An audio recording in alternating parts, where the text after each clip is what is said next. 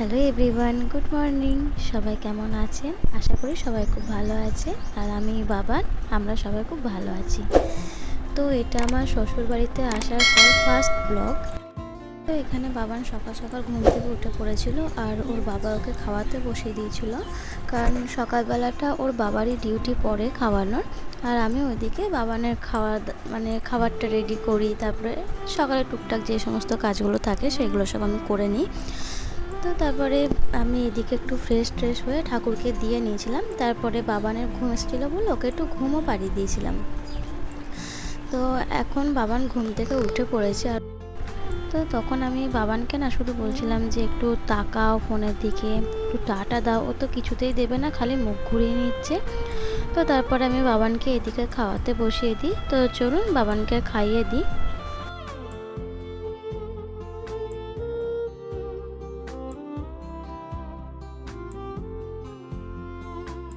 এখন বাবান না এত দুষ্টু হয়েছে যে কিছুতেই না এক জায়গায় বসে খেতে চায় না। তো তারপরে আমার বাবানকে খাওয়ানো দাওয়ানো সব কমপ্লিট হয়ে গেছে। এবার আমি ওকে নিচে ওর ঠাম্মির কাছে পাপার কাছে দিয়ে আসবো, আর আমি এদিকে স্নান টান করে ফ্রেশ হয়ে নেবো। তো তারপরে আমি স্নান টান করে এসে দেখি এখানে কাকা আর ভাইপোতে খেলা করছে। এটা বাবানের একটা ছোট্ট পাড়া কাকা। তো তারপরে চুল টুল আঁচড়ে আমি একটু আমার ছোট্ট মতো একটু স্কিন কেয়ারটা আমি একটু করে নিই, কারণ এখন না বেশিক্ষণ অত টাইম দিতে পারি না। যতটা পারি তাড়াতাড়ি করার চেষ্টা করি। তাও দেখুন ক্রিম মাখবো কি, একবার করে ওরা ওইদিকে যাচ্ছে, একবার এইদিকে যাচ্ছে, আর দুজনে একসাথে আছে। কখন যে কে যে পড়ে যাবে সেই ভয়ে না সবসময় শুধু চোখে চোখে রাখতে হয়। তো তারপরে বাবান এখানে ওর বাবা এসেছে বলে তো খুব নাচ করছে। আর বাবানের নাচটা একবার দেখুন, বাবা এসেছে খুব আনন্দেও নাচ করতে শুরু করে দিয়েছে।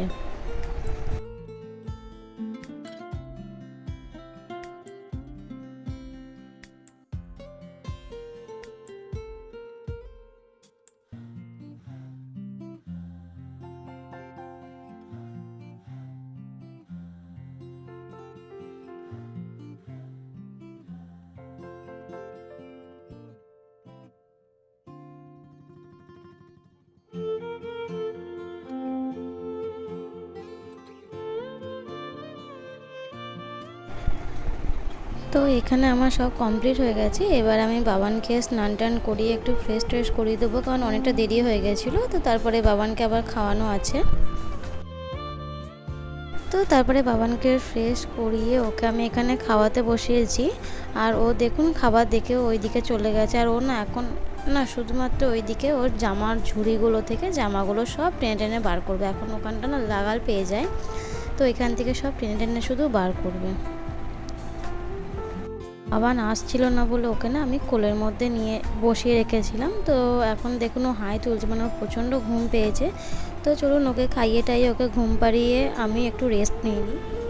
তো তারপরে বিকেলবেলা বাবানকে নিয়ে একটু পাশের বাড়ি একটা দাদু শ্বশুরের বাড়ি গেছিলাম। তো সেখান থেকে আসার পর বাবানকে ও ঠাম্মির কাছে দিয়ে আমি এদিকে বাবানের রাতের খাবারটা রেডি করছিলাম। তো তারপরে রাতের খাবারটা রেডি করে ওইদিকে সব গুছিয়ে গাছিয়ে দিয়ে বাবানকে নিয়ে আমি ওপরে চলে আসি, কারণ ওর খাওয়ার টাইম হয়ে গেছিলো। সন্ধেবেলায় না ওকে একটুখানি খাইয়ে দিই, কারণ রাতে সে 9টার সময় খাবে, তো এই জন্য ওকে সন্ধেবেলাটা একটুখানি খাইয়ে দিই। তো তারপরে ওকে খাওয়ানো টাওয়ানো কমপ্লিট, ওকে জামা টামা ছাড়িয়ে ওকে ফ্রেশ করে দিয়েছি, আর আমি একটু নিজে ফ্রেশ হয়ে নিয়েছি।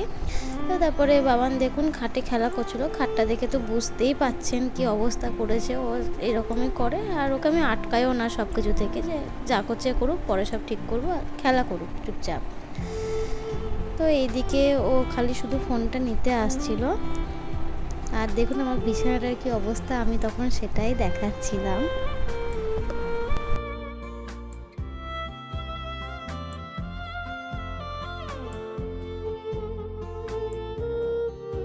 আর বাবান এখানে দেখুন কেমন টিকটিকি ডাকছে। ও কিন্তু টিকটিকিকে দেখে চরম ভয় পায়। টিকটিকিকে দেখতে পেলেই খালি বলবে যা যা, সমানে যা যা করে যাবে। না যতক্ষণ না আমি টিকটিকিটাকে তাড়িয়ে দেবো ততক্ষণ মধ্যে যা যা করে যাবে। কান, হ্যাঁ, তার মাথা কোনটা গো? মাথা, হ্যাঁ। তোমার দাঁত কই? এই তো। তোমার জিভ কই? এই তো। আর তোমার পেট কই? পেট, পেট, আর তোমার পা কই, পা? তোমার হাত কই, হাত? হাত কই, হাত? হাত? হ্যাঁ।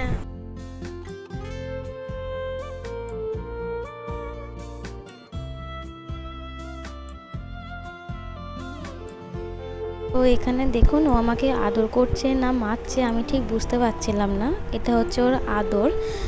তো তারপরে বাবানকে আমি খাইয়ে টাইয়ে এখানে ঘুম পাড়িয়ে দিয়েছি। তো চলুন, টাটা, গুড নাইট। আর ভিডিওটি ভালো লাগলে লাইক করবেন, কমেন্ট করবেন, আর প্লিজ প্লিজ চ্যানেলটিকে সাবস্ক্রাইব করে দেবেন। Thank you.